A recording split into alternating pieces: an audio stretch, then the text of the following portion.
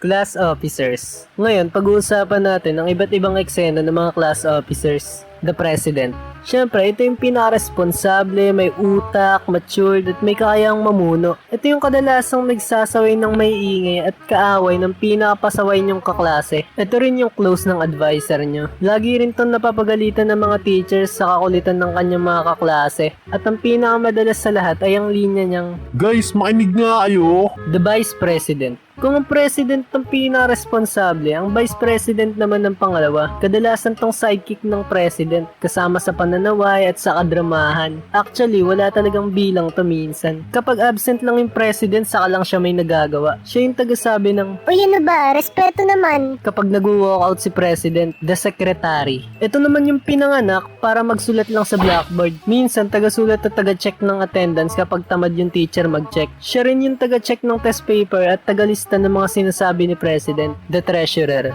Obvious naman, pag narinig mo yung treasurer, taga-singil yan ng ambag. Syempre, para sa ikabubuti ng classroom nyo. Ambag mo para sa floor wax.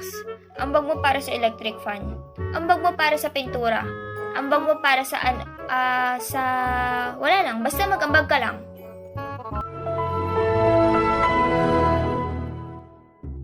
Siya rin yung taga-singil ng bayad kapag may ipapaserox. The escort. Ito naman yung pinakagwapo sa classroom nyo o minsan naman hindi. Kasi syempre yung may utak rin para in case na may event o kung minsan naman napagtripan lang ng mga tropa niya. I nominate Clifford as a representative for escort.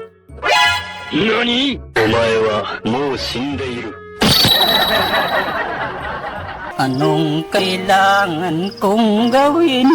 Ito yung panlaban sa intrams, The Muse. Ito naman yung pinaka-crush ng mga boys. Or pwede rin ninominate niya lang sarili niya kasi walang may gusto mag-muse. Madalas talaga maganda to. Di ko alam, pagdating sa Muse, talagang honest sila. Panlaban din to sa intrams at palamuti sa classroom. The Sergeant at Arms. Ito syempre yung malaki yung katawan, pinakasiga sa room nyo. Yung magaling magsaway tapos kinatatakutan ng mga classmate nyo. Tapos tagabuhat din to ng mga gamit ni teacher. Tagabuhat ng upuan at tagadala ng mga nag-iinarting kaklase sa clinic. Pero wag ka, malaki ang papel na ginagampanan ng class officers. Sa dami ba ng mga estudyante, kada isang section ay hindi ganun kadali para sa teacher na i-handle. Gayaan dyan ng mga class officers para tulungan ang kanilang teacher na pangalagaan at maisaayos ang isang section.